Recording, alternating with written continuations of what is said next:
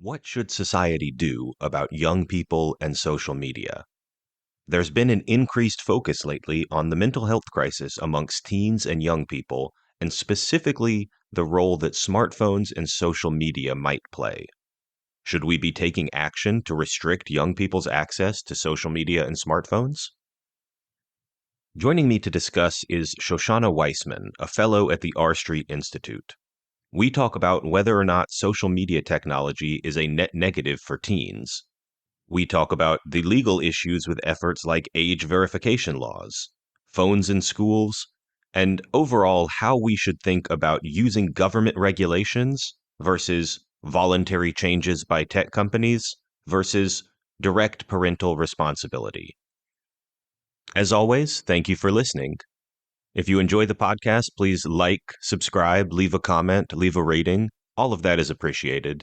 And if you really enjoy the podcast, please consider supporting us at patreon.com/newliberalpodcast. Supporters get access to bonus episodes, Sticker of the Month Club, and so much more. You can also support us by becoming a member of the Center for New Liberalism at cnliberalism.org/become a member. Thank you for listening and enjoy the episode.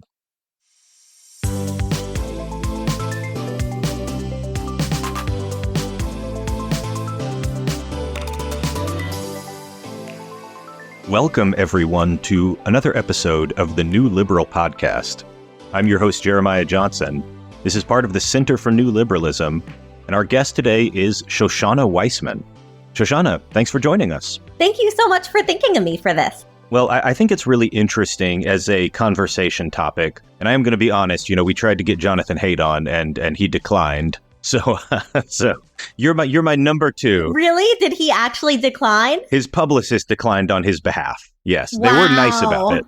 I mean, to be fair, I think he's a very busy. I think the press tour for this book is like extensive. Like he's probably got a lot of interview requests. But I just want you to know, you were my second choice. You're my number two favorite. Well, and Jonathan Haidt would have been preferable, but you are my second choice in all of, policy world to talk about this. So number two is not bad, right? Thank you. He should have come on, though. I will say, you guys have a powerful audience. I know I said it when we met up, but you guys really reach people well, and you reach people the right way. So he's missing out. I think so. I mean, look, I'm realistic. I know what our numbers are. Like, I see our numbers. But the one thing that I always tell people, our numbers are pretty good. Our numbers are, not in the hundreds of thousands, but we're not getting like 1,000. It's somewhere in between there. But what I'll say is, we don't have the reach that the New York Times podcasts or like The Weeds or whatever has. But we do have a really concentrated listenership in terms of like people who care about policy, people in think tank world, people inside DC, and kind of those New York areas that are really, really into this stuff. So I don't know. I like the kind of reach we have. So. Oh, yeah. And I always tell people that you guys really matter, that if they care about the kind of people interested in the same stuff as the neoliberal project, they should be engaging with you. So I'm always telling people you guys are a BFD. Oh, well, I would love to make the whole podcast just how amazing we are. But we are going to talk about what we're here to talk about. And today that is kids and social media and smartphones and what to do about some of this stuff that's been raised. So the background here is that there's been a lot of consternation about what kind of harms social media and smartphones. And I'm going to kind of use them interchangeably, even though they're different, But the recent technological stack that we've developed, what is that doing to kids, and what should we do about it in return? Obviously, TikTok plays a big role in this, in that, a lot of people want to ban TikTok for all sorts of reasons, for anti-China reasons, data privacy, because they just hate social media and what it's doing to kids. Jonathan Haidt's book, we mentioned Haidt. He wrote a book called The Anxious Generation, and that book is full of alarmism about the state of teen mental health. And, there's a crisis going on in teen mental health, and Haidt places the blame on social media and smartphones. And all of this is kind of the framing for why this is such a big national conversation right now. where do you come at this from? Like, when you think about this, how much of a problem do you actually think there is here? Do you think there is a big problem? Do you think most of this is overblown? How do you approach this? Yeah, so my first thing is just making sure things that lawmakers do are constitutional. So that's one really big piece there, that like no matter what kind of problem it is, like the solutions have to be legitimate. But also, I just think some of it's overblown, and I really don't think there's nearly enough attention paid to the good things that kids can do with social media and phones. I mean, people think of social media as like TikTok and Facebook and Twitter, but it's also AllTrails and GitHub. And like kids can learn to code on GitHub. I love that. And they can learn Trails. And I got a lot of use out of it. So I think there are a lot of kids with like way too much phone time and way too much screen time in general. But I think there's other societal problems there. COVID was a piece of that. There's also, and this is something that I like that Jonathan Haidt talks about, is the that kids don't have enough like free playtime and can't go off by themselves. So I think there is a problem here, but I think some of it just has to be parents saying, get off your phone, taking away the phone, encouraging them to do other stuff, getting them involved with other stuff. So I think there's a problem, but I really do think that Haidt's wrong on some of his diagnosis and the extent of the problem. It's interesting because I agree with you. You know, this is definitely a multifaceted thing. And Haidt's book is not just about, like you said, it's not just an anti-smartphone, anti-social media book. It's also a very pro-physical play book. The thesis, basically, for listeners who haven't read the book, it's a fantastic book and you should get it, The Anxious Generation. But the thesis is basically twin things. It's that we restricted kids' physical freedom to go do anything by themselves, you know, and kids have at no point in history almost have they been less able to go explore the world on their own, less able to have freedom from their parents. You know, we don't let them walk anywhere. We don't let them do anything independently. We don't let them have as many physical connections and real world connections. But at the same time, we gave them unlimited access to the internet and smartphones and social media, virtually unregulated and unsupervised in a typical household, I would say. So that's the thesis. And the point you raise about like social media can have benefits is a good one, but I think potentially misapplied in some ways. Like, because when people talk about, you know, we've got to restrict kids' access to stuff, I don't think anybody's saying we should restrict their access to the internet at large. You know, that Wikipedia and GitHub are things that they should be banned from. I think we all kind of know that social media in this sense means, you know, it's a one-to-many massive broadcast tool that it, you know, uses algorithms to promote certain stuff and has kind of an addictive, gamified nature. And I think that's what people are worried about more than they're worried like, oh, you know, little Johnny's spending too much time on GitHub. He's made too many coding projects. Yeah, I know what you mean, but the problem is every single age verification law applies to AllTrails and GitHub as well as the big guys. Also, one thing to note too is that you can learn stuff on YouTube, you can learn stuff on Twitter. Actually, I refuse to call it X. It's just ridiculous. So on Twitter. Also, can I stop you real quick just to clarify? Because you're jumping ahead already into kind of the age verification laws and like the specific things that have been proposed here. But I want to stay high level for just a second and just, you know, do we agree that there is something wrong? You know, that there is actually somewhat of a crisis due to Instagram, TikTok, Snapchat, the kind of classic social medias. Even if we think other parts of the internet have great benefits, is there still something that you're worried about here? Or are you basically just not worried at all? So I think that even those platforms can have real benefits, because I know what you mean about like GitHub and AllTrails, but a lot of the cool stuff you can do there is stuff you can do on other platforms too. There's other uses too, just like briefly, just like, you know, helping businesses manage their online presences. There are real positive uses you can get. Networking. I mean, I started my career networking on Facebook with local elected officials, and I found like my diagnosis for fibromyalgia on some random internet forum. So I still don't like painting with a huge brush on these things. And there's other benefits too. I mean, I'm not saying there's not a problem, but you know, one other thing is, I know people talk about body image a lot, but body positive influencers are a huge thing on Instagram, which is really nice, actually, because I didn't have that anywhere growing up. Like that body image has always been a huge thing in America, or at least for a long time. And I think that there's real trends starting to push back. I do think kids do spend too much time on screens, and that includes TV and video games too. But I think it's also just a societal, cultural thing. Parents spend too much time on this stuff too.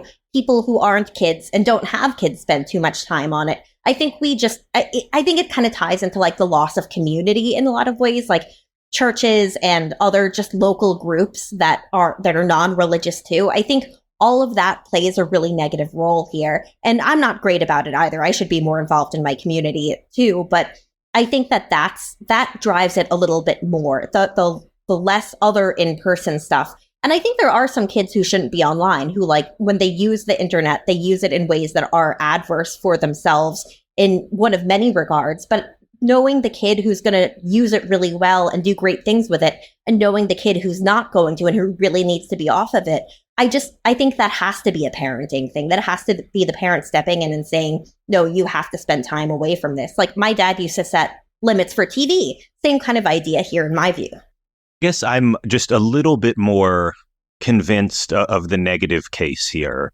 And I appreciate the points you're making that, there are many people for whom social media can be positive, and the internet at large certainly is positive. It's a great research tool. It can be used for so many things. But, one person's body positive influencer is another person's pro anorexia influencer, which is a big thing. Like pro ana content is big out in social media, and then just kind of the default influencer, which is obviously a crushing amount of mental fuckery for like teenage girls to have to look at. These I don't know. I'm pretty convinced just looking at Hate's basic case of like teen mental health and teen anxiety and depression, suicide attempts and self-harm, and it's mostly falling much harder on young girls than it is on young boys. I'm a little bit more cautious about I think that the case that social media really is harmful for kids in the 10 to 15 age range is a pretty good case. But so let's start talking about some of the kind of different levels of how we respond to this. Because we both agree on maybe different levels. There's at least some harm that can be done and some good from these kind of technologies. There's kind of three levels on which you can address this, right? You can address it via trying to change the culture, change how parents and families and just people think about this technology and what they do, their kind of private rules for their kids. You can address it via technology, via, the tech companies themselves are actually going to take action and try to restrict stuff and try to have more sensible regulations.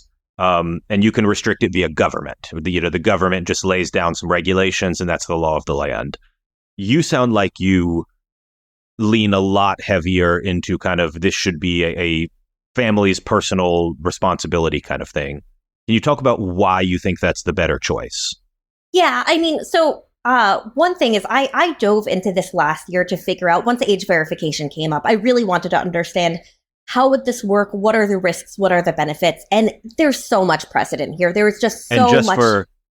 Just for listeners, age verification is one proposed policy that people have thrown out there. Jonathan Haidt has potentially thrown it out there as we should not let people have social media accounts until 16. I think is Jonathan Haidt's a line, and you can raise or lower that age. Technically, there's already a rule that you can't have it until 13. It's mostly ignored, but age verification is one policy that people do throw out there, and I know you've got your issues with it. Yeah, and the big reason I focused on this in particular too is just because so many states have proposed it. I think I know I'm behind on my count. I think at least 4 states have signed the law or enacted it, and then it's been caught up in court. And there's a couple of different age verification proposals at the federal level. And because it's become such a thing, and I'm really good with digital media and regulations, I always try to dive into this to figure it out. But when I dove in, the Supreme Court precedent is just so explicit that you can't do this. And I'm trying to stay at a high level just because it can get like really, really deep in the weeds. But basically, with these proposals, there's major First Amendment issues because age verification according to basically everyone, means face scans, government IDs, social security numbers, usually some combination of like a personal identifier that's like unique to you, plus maybe like a selfie or a video or something like that. But that creates major cyber security problems. Like my social is already leaked, which is fantastic, by the DC government. Platforms are hacked all the time, and so is government, just hacked all of the time. And that reduces the First Amendment right to anonymity when it's done by government. Like if Facebook just decides off, itself, like, hey, we're gonna require this. It's not great, and it'll have some cyber issues, but it doesn't raise the same First Amendment concerns as government requiring it. So the cyber concerns are really deep in there. Also, you can't just say that kids can't have social media. Like that violates their First Amendment rights. There's a long list of precedent respecting that children have First Amendment rights. And while it is limited for sure, social media is lots of different kinds of free speech. So when you're limiting it broadly to mostly free speech, that violates the First Amendment. And it can also chill speech, even if everything's really secure. People might not trust that they're really anonymous when they're whistleblowers, which could have had a huge impact on the Me Too movement. People looking for sensitive advice about diseases or marital issues or other things. So there's like the First Amendment concerns here are just manifest. And then the cyber issues, all the data security issues. The technology really doesn't get better than what I've said. Like what's out there is really like face scans and government ID or social security numbers. So that in itself is a problem. So it's not constitutional. And like, even if you think it's a good idea, it just doesn't work great that way. And there's a lot fewer issues when you put filtering software in the hands of parents. Otherwise, people seem to think that you can just prove your age and move on. But if your child if you and your child live in a state where there's an age verification law that requires parental permission, then you have to tie the accounts together. Basically say, I'm the parent, this is my child, here's proof of that connection, proof of who we are. So there's no anonymity in that. And that's something that you really just can't get around. And it's frustrating because I almost kind of wish there was something here, even if it was just for pornography sites. I wouldn't have an issue with that. But the problem is just the data issues and the cybersecurity and First Amendment issues they're so severe. The First Amendment issues have already been decided. And basically, I don't love platforms requiring these things in general because I have data security issues with it. I don't want to give it to TikTok, but right now TikTok is still legal. So under these laws, it would apply there and to other companies that I don't really care for one way or the other. In the hands of parents, you just run into these issues a lot less. You let the parent decide, hey, is my kid using social media well or not? And then I can decide what my child's going to do that way. And so it basically, putting it in the hands of parents evades a lot of the problems. It reduces the cybersecurity risk and the First Amendment issues and basically all the other issues. So I tend to prefer it that way. Companies can. I just still do worry about that for those other reasons. But it's interesting, just because when I started looking into this, I didn't expect to find all these problems. And I've read a lot of court opinions at various levels of government, and it's just pretty solid here that you can't have that. I know there are other proposals, but I wanted to focus on this just because this has become such a popular one. I find myself in such an interesting position here because I'm not used to kind of being in the position of like arguing against the civil libertarian kind of position. And like I'm pretty live and let live. I'm a civil libertarian in most cases. I'm pretty much pro free speech and, let people do what they want with their lives. That's normally the position I'm arguing from. But I don't know. I'm kind of convinced that we need something here. And there's a lot of interesting angles here. Like, how young do people have to be before they really get meaningful free speech rights? If we said, 8-year-olds are not allowed to use certain online services, I really don't think that would run into as many, free speech issues. I also, the technology stuff is really interesting because part of me thinks, there must be a way to technology our way around this. Like, I'm not sure exactly how you would do it, but I've seen proposals about like, make it device-based rather than service-based. Like Apple already knows who owns particular iPhones, and most people have already set up, Find My Phone or whatever. Your ID is tied to your device. And so just, make it like a phone-based thing that the social media service can just check with the phone's hardware and boom, you're good. And that doesn't solve everything, but that's one way to kind of get towards the problem. I don't know.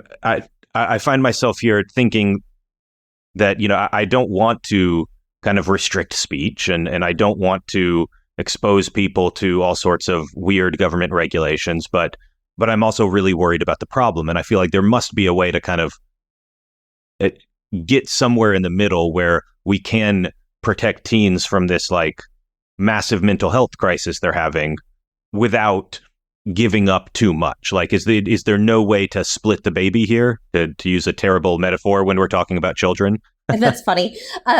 So it's interesting because I always try to argue from an honest point. Like with Section 230, when I defend it, I never make it about the Constitution, except for the rare cases when like 230 kind of runs into the Constitution. And I always try to make it genuinely about here's where the facts are. So I dove in really deep to try to find out a better age verification tools. And I found out, so one, Australia is no newcomer to like awful tech legislation, but Australia's government was like, we can't do this. It is way too much of a risk and there's no way around that. And even France's privacy thing, its agency, the CNIL, I do not remember what it stands for. They have a report. Basically, they're going to go ahead with age verification, but their report said there's no way to include enough of the population to protect privacy and to do reliable age verification, that you cannot get all three. And that was really striking to see those countries come out and say that even though France is, continuing to do it, for them to say this is not something we have the technology for was really interesting, because I thought devices might work. I thought there might have been other approaches, but I didn't realize how hard this stuff is. It was really, really interesting to me to dive in there. And I know what you mean with like younger kids having social media, but I still think like, you have some kids that like there's sometimes like really young kids who end up in college super early because they figured out how to do something amazing. And I'm always just so wary of stopping that. I'm not opposed to proposals that have a good means ends fit, but I think it just gets so hard here because most of social media is free, it's protected free speech. It's not stuff that like falls outside of the First Amendment, which makes it just hard to regulate. Even if you take, everything Jonathan Haidt's saying and, you agree with it, it still becomes like a really, really difficult regulatory issue. And one other piece of this that I worry about too is that if you basically let kids online for the first time when they're close to 8, or not online, but on social media for the first time when they're close to 18, I actually worry about other cyber issues there. Like, will they fall victim to different scams that they didn't have to deal with on email? Would they not realize how public certain things are or how certain things work? Like, as a social media user, it's really beneficial to watch the way other people use social media to understand it better before you post, so you can see what works and what doesn't work from like a business standpoint. And I think that that's something really valuable. I mean, they're going to have to do the first, baby's first social media posts. That will come at some point, whether it comes at age 9 for some. There's some young girls getting Instagrams at 9 years old, and I know some of them are my cousins, and it's weird, and I think it's terrible. And there's other people who are like, just don't get it until they go to college, maybe. But you're going to have that moment at some point. You can't actually avoid the moment of, I did something embarrassing because I'm new to social media and I don't realize how it works. So, I think it's a point of, when do you want that moment to come? Do you want it to come when you're 11, or do you want it to come when you're 16? Or, I don't know. Yeah, I mean, I just think about like when I started using the internet, how my dad helped me along. I'd be like, hey, how does this work? Or, oh no, something horrible popped up. Help me with it.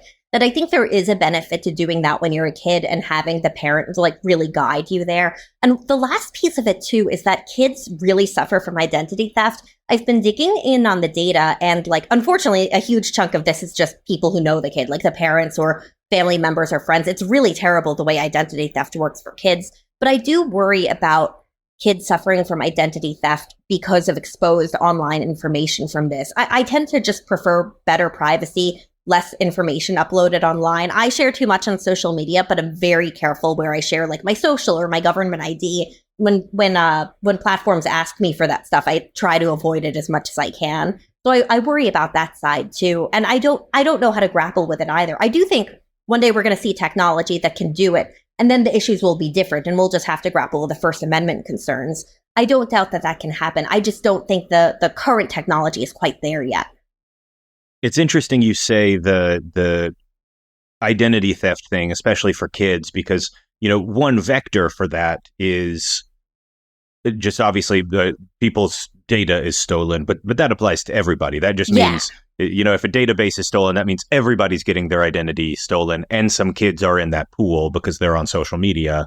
But that the things I would argue is, number one, that already happens. These kids are already on social media, and their passwords might get hacked just like anybody else.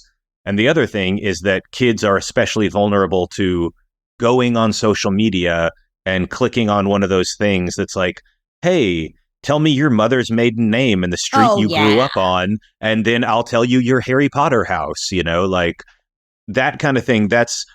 I know not to do that. A 12-year-old is not going to know that. A 12-year-old is just a mindless clicker.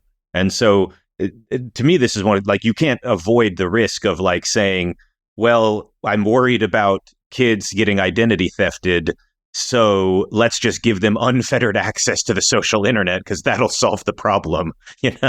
Oh, yeah. Yeah. But for me, that's where it comes down to parenting, that the parents have to work with them. Like, I know it sounds silly, but my dad really did work with me on learning the internet, learning dangers. It was to the point, and this is really silly, but when I was on Neopets and I was messaging with people, I had learned, like, never, ever, ever tell people anything about you. So someone was like, oh, what state do you live in? And I lived in New York. I'm like, haha, I live in Texas. They'll never find me now, which is like, it's not like some genius thing, but clever it's kid. Better. Yeah. Yeah, exactly. Yeah. And I like refuse to give up any information. And part of that's parenting. I know we talked about it, that like I would like schools to teach cybersecurity, because I think just for the modern world, that's really important too. It's so hard because there really are all these facets. But with the identity theft, what I was worried about is like if kids have to upload their like social security numbers in order to join, to make sure that they're tied to the parent and like all that stuff in the process of age verification. Like, I mean, social security numbers aren't super secure already, but I am always like worried about making the situation worse than it is. Sounds like you had a pretty good dad. Yeah. The one thing I would worry about is the kids who don't have as good of a dad as you had. And sadly, that's the case, that, a lot of kids don't have a dad or don't have a mom. They're being raised by a single parent. And maybe the single parent is a good person, but is just much, much busier, or, not as computer literate themselves, or maybe they are just a bad person. They don't care to parent their kid as much, but not everybody's going to have that. I think that moves us into kind of the next phase of what we've been talking about thus far, is mostly government regulation. Should the government mandate certain things? Should it mandate that kids can't be on social media and you have to age verify? I do think that is only one way to look at the problem.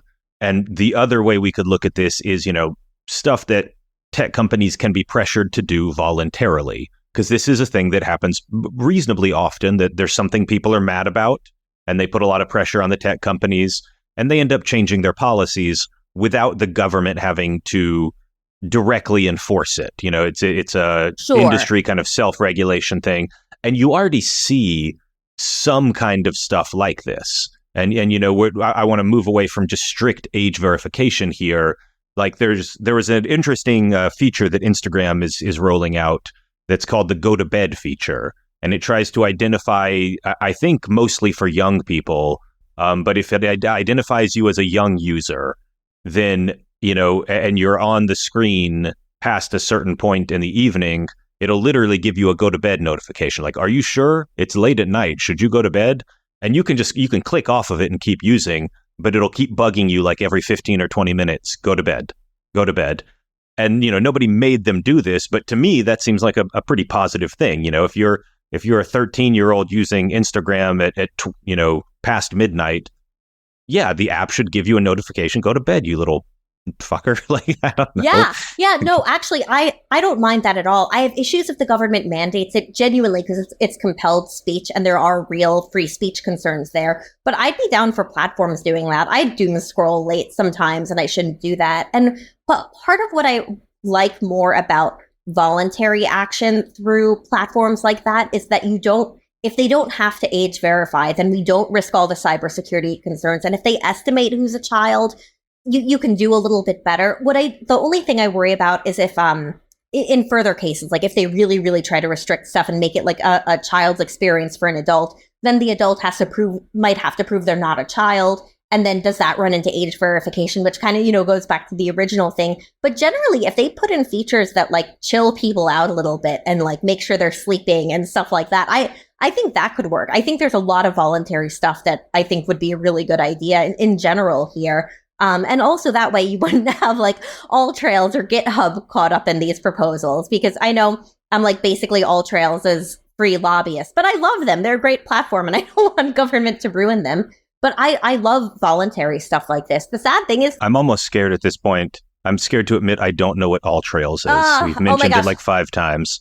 It's the best. It's like it has trails for biking, for hiking, like, and it's encyclopedic. It knows trails everywhere. Oh, it's not metaphorical. It's actually just like a trails app. Okay.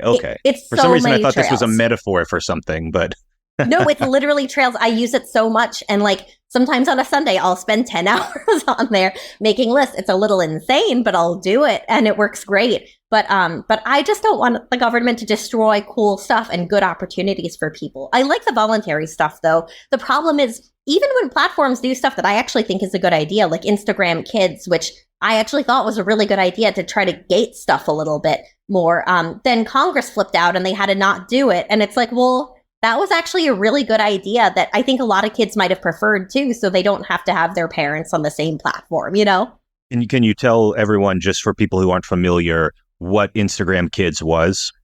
Yeah, it was going to be like a separate app for kids to use Instagram. And I think it would have had a lot of filters. Like, it really would have been careful with explicit content and stuff like that. I'm sure it would have had its issues, but I like that little sandbox. And that it kind of goes back to what I was talking about too, where kids could have had maybe a bit of a safer environment to experiment and learn how social media works before getting on like big boy Instagram, which I think that actually has real benefits there. Not that all kids would have gotten into it or that all parents would have cared, but I actually think child social media, stuff that's for you and your friends, where there's harder rules, but it's maybe a little less intense and a lot safer for kids, is a great idea. But it was stopped because Congress freaked out and everyone freaked out when it was coming out, even though I think it would have helped. I think I'm in full agreement with you that, number one, we do need more parental involvement here and more conscientious parenting that doesn't let kids just, disappear into a screen. And that, disappearing into a screen, I think has real mental health effects that, you can go, everybody can go read The Anxious Generation if you want the full case. But I think the case is pretty clear that, mental health is really, really negatively impacted in certain age ranges by all this happening. So I agree that a lot of this does need, to come from the culture. It needs to come from the parents. We just have to change the way that we think about this as a culture. But that's a really hard thing to do. And it's subject to kind of peer pressure effects where, it's not just the kind of thing you can make the change for your kid in a vacuum.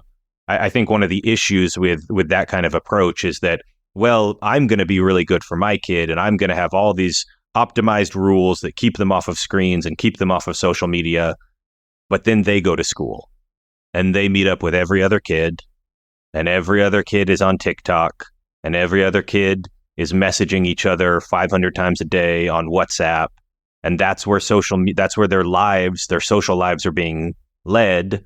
And, if everybody else is on Instagram and you're just the loser who doesn't have it, I wonder, like, how realistic is it for parents to kind of hold out and insist that their kid not get Instagram for another 2 years? Like, I worry about that effect, that even well-meaning parents are going to be sucked into the peer pressure of, I don't want my kid to be the antisocial loser who doesn't have a phone. Well, totally. And I think you're still going to run into that, even if you have like age verification policy, which is part of my issue too. It's that like neglectful parents will be like, fine, whatever, just like log on, or they like won't verify. And then parents who like feel the pressure will still verify. So it's always going to come down to culture, no matter what. You think that parents, even if there's strict age verification, will just go through the process to set up an account for their kid using their age. Oh, absolutely. I mean, when I've talked about this stuff, I hear so many parents say, well, my kid can't not have it if everyone has it. And then it's still going to end up in the same place. Kind of, it's a little different, but kind of like with like raunchy video games or stuff like that. But I really think that there's room for this stuff. I think sometimes it just sucks to be a parent. Like, genuinely, it's a hard thing to be a parent in a lot of cases. But like, I grew up not doing Halloween because my dad, it's funny, my dad and I will go through like debates over Judaism and what's allowed and not allowed. And for a while, we were pretty sure that like trick-or-treating was like rooted enough in pagan stuff where he thought it would violate Jewish law. So I didn't get to trick-or-treat. I also like keep kosher. So I would be at school and not be able to have stuff and all the time. And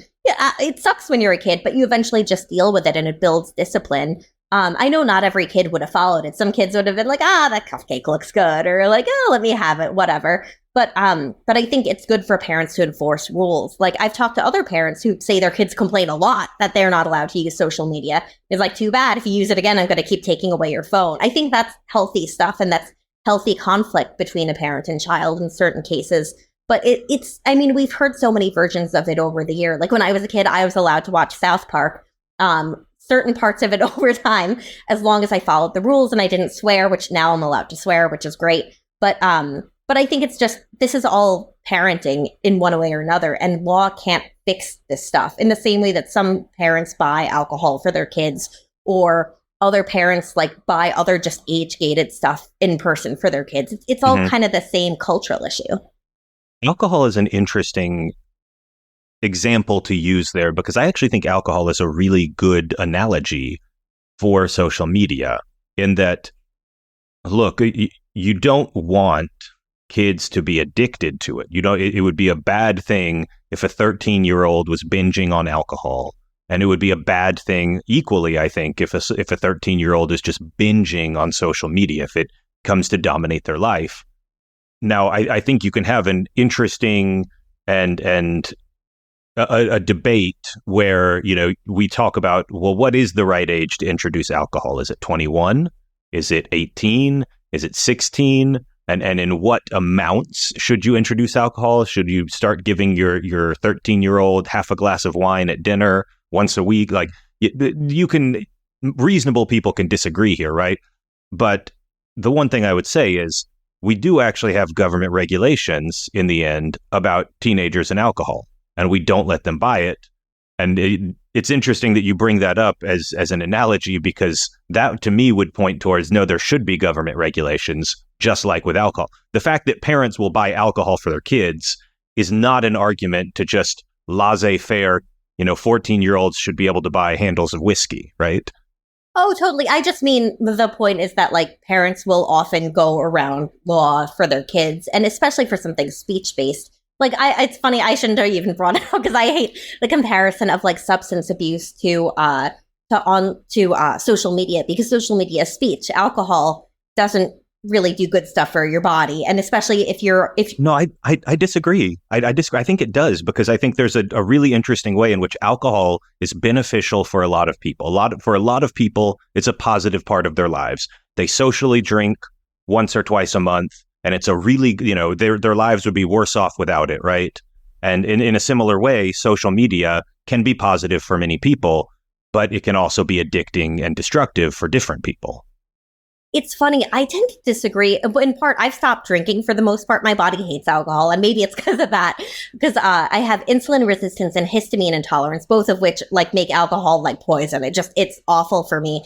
And I know a lot of people who drink and say they don't drink too much, but they drink a lot. And I'm like, oh, that's not so great. But also, alcohol is like, it's a thing in your body. It's a substance that has actual like addictive properties that can get you chemically addicted. But social media is speech, and speech in different contexts. People like might play too many video games or be on social media too long, and anyone can technically get addicted to anything. Like, there are video game addiction support groups, but I still don't love the idea of like, oh, speech is dangerous and addictive. I think that takes us down like a really dangerous line with that kind of thinking. I know a lot of people disagree, but to me, it's like cigarettes cause cancer. Social media is speech, and some people might use it too much, and people can always use information in good and bad ways. but I really do worry about like getting those too close together, you know? I understand what you're saying. Let's switch for a second and talk about something else. And I'm really interested to see how this fits into your worldview, because I think you are going to flip just a little bit here. And I'm curious to see how you fit the puzzle pieces together. So there's another form of government action here that's not age verification. I know you've particularly written about age verification a lot. But the other thing that I see as potentially really big and useful government action is banning smartphones in schools, that schools should be genuinely phone-free zones. And I'll preface this by saying something like 80% of schools already say they are they have policies against smartphones. For the most part, that is not enforced. These are not schools that actually have strict rules. It's just like, well, technically it's against the rule to just be on your phone in class. But what I'm talking about is more like phones are either not allowed on campus whatsoever, or if they are allowed, they cannot be out ever, and they will be confiscated if they are seen at all. Like very, very strict anti-phone kind of policies for schools that, the theory here is it would help learning. How do you feel about those? Yeah, I don't have any issue with it on its face. I do wonder how enforcement will work, because like it can be tricky for enforcement. Like my dad was a high school teacher. He like retired in the past couple of years, but it was hard for him to enforce anything, and not just phone stuff, but any rules. Like you're not supposed to be in the hallways, and he couldn't really enforce that. The kids would just stick out in the hallways. I mean, the thing is that I would say here, there are schools that already do this. We know it works to some extent. You can debate how effective it is, but we know you can do it because there are already dozens or hundreds of schools doing it. Like it is definitely a model that can be implemented and can be enforced. Yeah, I have no issue with it. I think it's just I worry about if public schools will follow through. I also think there are some cases where it can be useful to have a phone, like maybe there's like a coding class, or maybe there's uses for it. I want to allow teachers to say, okay, now your phones are useful for this part. I don't mind that. But at the very least, I would have no issue with laws that say, I'll have no issue with school policies on this. And I have no issues with laws on it either, but it might be more useful for the law to say schools have full right to ban phones.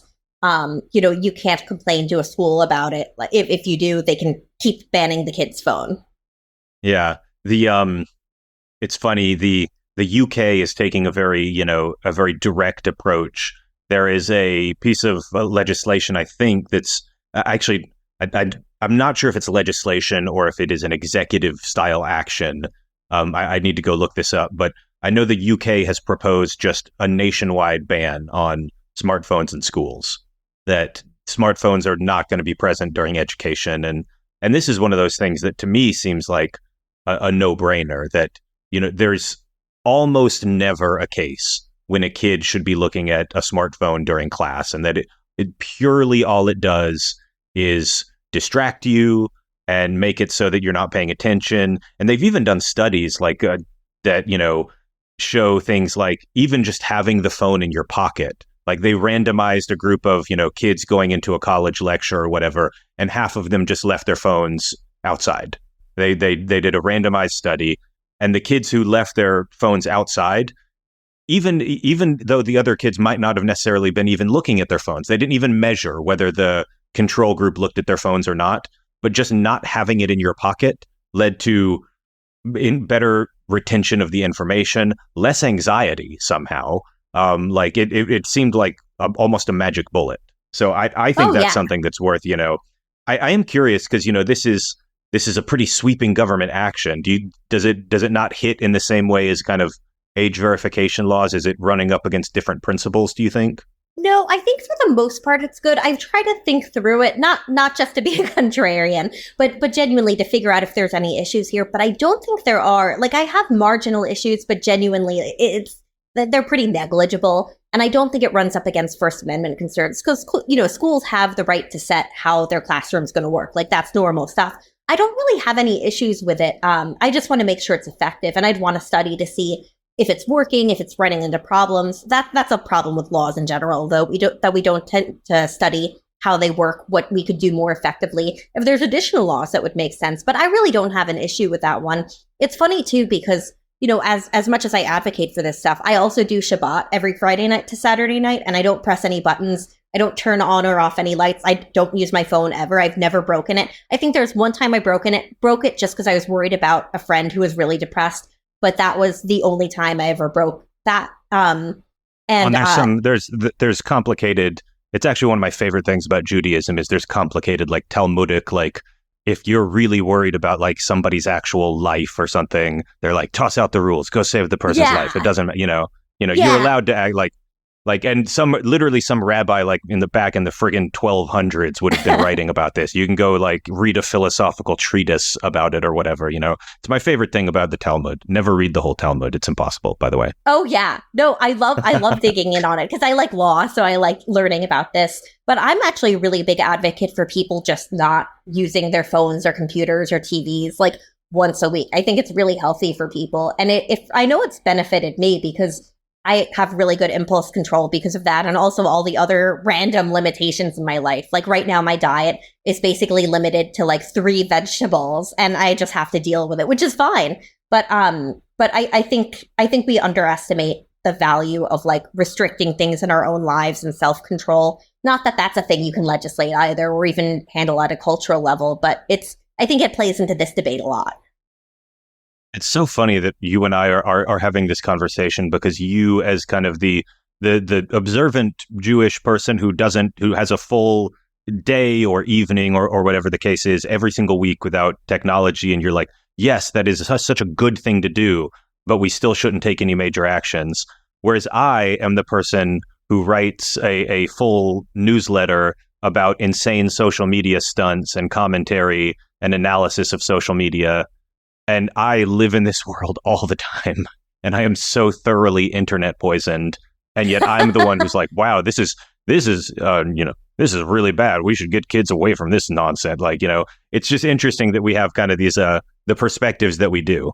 It is really funny, and I appreciate it. I like people that can think outside themselves, and I think that that's something too rare. And it's something I try really hard to do, which is why I dug in so much on the age verification stuff, because I was open to being wrong, or even just to having normative issues with it, but maybe not constitutional issues. I wasn't sure where I would end up on a lot of it, and I was surprised to find it out. But I really try to be as intellectually honest as I can. And I also think I do think people are online too much. I know so many people who can't not look at their phones at dinner. The people who just have to check notifications all the time. The people who can't take a day and just like read. I really think everyone should do Shabbat. Like, it doesn't have to be Saturday. It doesn't have to be my way, but I think everyone should have their own version of Shabbat. I think it's really cleansing. And for me, it de-stresses me a lot. But I also think people should have the right to be online lots if they want to, too. I'm going to start the atheist Shabbat. That's what I'm going to do. I'm totally here for it. I think atheists should absolutely do Shabbat. All right. So we're coming up on time soon. But before we get to the very end, I want to run through kind of how you personally would deal with this. Because, let's say we've been talking from a government perspective. And I do want to acknowledge the irony that neither of us has children. And we're sitting here debating this as non-parents. We're people of ideas, we're take masters, we're allowed to have opinions, but it is weird that neither one of us has kids. But if you were to have kids, let's say through whatever wacky circumstances, all of a sudden you've got some kids entering, the age when they're starting to get curious about computers and screens and social media and all that. Jonathan hates recommendations. If I just read them out, he has 4 major recommendations. No smartphones before high school.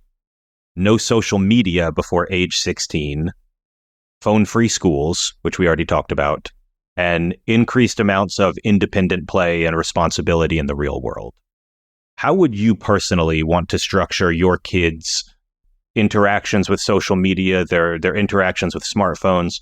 What do you think is kind of and again, acknowledging that you and I are not parents, but what do you think is a good way to go about it that would be good for a kid? So I love his last 2 recommendations. And I think it's really important that your kid's involved with something, whatever it is, but that they find something that just sparks their feels. Like, I think that's a really good thing in general. But I think, I mean, I'm sure like when I'm a parent, I'll just change everything. But like, let's pretend that my governor's son, Doug Ducey, is like, he's like 5 years old and he wants a smartphone. I think at that point, yeah. This is an incredible hypothetical, by the way. Yeah, I know. I make the best hypotheticals. Like little Doug Ducey is ready for a smartphone. But basically, it depends what my kid's interested in. I would probably give them a smartphone, but have it very limited what they were able to do. Like just if they could learn their way around the smartphone, I would be able to monitor it. They wouldn't get to sleep next to it and stuff. They would never be allowed to break Shabbat. And if they broke Shabbat, especially to use the phone would get taken away from them for a week. Like that would be actually a really hard line in the sand, because I think that helps teach, personal responsibility a little bit more, and like, hey, there's bigger rules that matter here. And it depends what they're interested in. Like if my kid really wanted to learn code, I would totally like have them on GitHub. But I would say, let me have access to your account so I can look it over, especially while they're young. Maybe not when they're 5, maybe like when they're 10 and like learning to code or something like that. If they wanted other social media, I'd say, you have to spend some time first just watching what people are posting and telling me what you learn about it. And you have to learn something every day from it. So if they want to use social media, it has to be more than like following Kim Kardashian or something like that. Unless they wanted to be a publicist, then I'd be like, tell me everything about Kim Kardashian that you learned today. But really getting them interested in something, and then if that connects to something online, then we'll work through it. But if it doesn't, then that's fine. But if they're just scrolling and not learning anything, then I would make sure, okay, less time on here.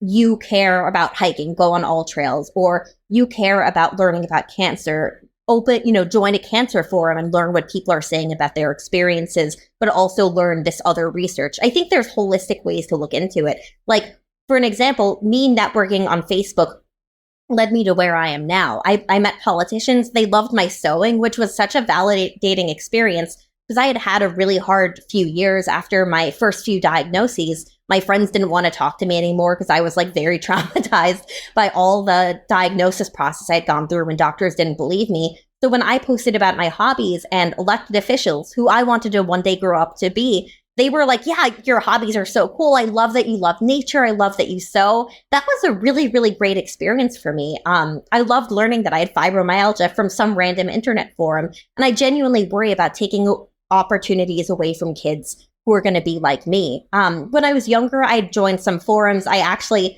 debated with people about abortion on AOL forums. And then my dad was like, okay, no more AOL forums for you. But it was all kind of a learning experience.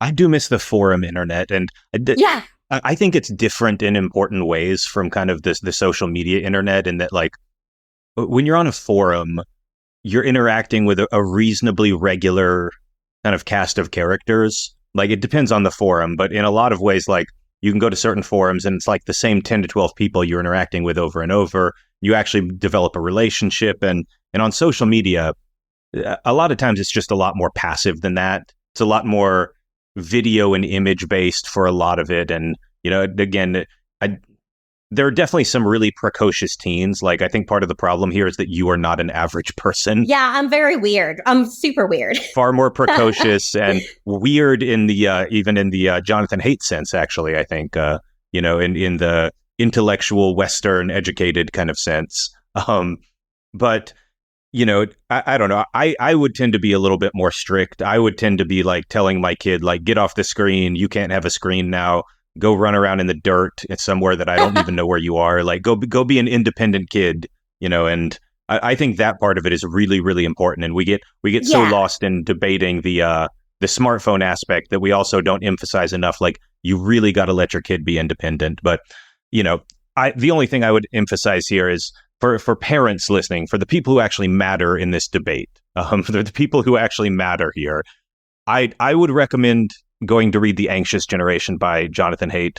You can come to your own conclusions about whether you think the evidence he presents is good enough, strong enough, but it's definitely it's a conversation we need to have, because to me, the attitude up to this point has been like total laissez-faire, like, oh, well, kids are just on social media these days. What can you do?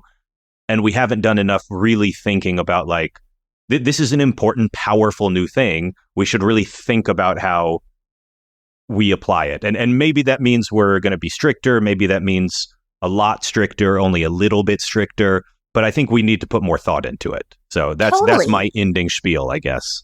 Actually, just to that end, I think that this gets to another point that, like, I'm thinking about stuff you can do online, like learning where trails are, exploring those, seeing where you might want to visit, learning code. But there's also other in-person stuff. Like, my parents didn't just let me on Facebook and network with elected officials. They drove me to young Republican meetings. So because of that, I got involved in person and I got those internships. If your kid wants to be a veterinarian, like, see if there's ways for them to volunteer at shelters or at a veterinarian. Like, to me, it's about teaching your kid about the real world, which is a lot online, but it's not online too. So for me, it's a super holistic thing where I hope I'm as good my kid as my dad was to me, helping me get involved and pushing me to get involved in my interests. Like, I even took art classes when I was like 8 or 9 for a couple of years. Like, whatever thing I was really interested in, he really pushed me to do. And that's something I'm really grateful for that, like, I hope I can replicate for my kid. Well, I think that's a good place to leave it. Neither you or I are parenting experts. Neither one of us are child psychologists, but we do know a lot about technology and policy. We're steeped in these worlds. So you and I did, for listeners, Shoshana and I have kind of been having this back and forth conversation for really a few weeks now, I think, in bits and pieces, sometimes in person, sometimes over social media. So I'm really glad we got a chance to kind of share these conversations, these thoughts with the world, because I always find talking with you to be very stimulating and very insightful. So I want to thank one more time my guest today, Shoshana Weissmann. Thank you so much for coming on the podcast. Thank you so much. And likewise, it's hard to disagree with you. And I like that. It's because I'm right about everything. It's a burden I bear. So I love it. And I'm really humble too. And, just not conceited at all. Yeah, I too am very humble. I'm extremely humble. Extremely humble. That's us. Well, I think we'll sign off here, but thank you everyone for listening, and we will catch you at the next episode.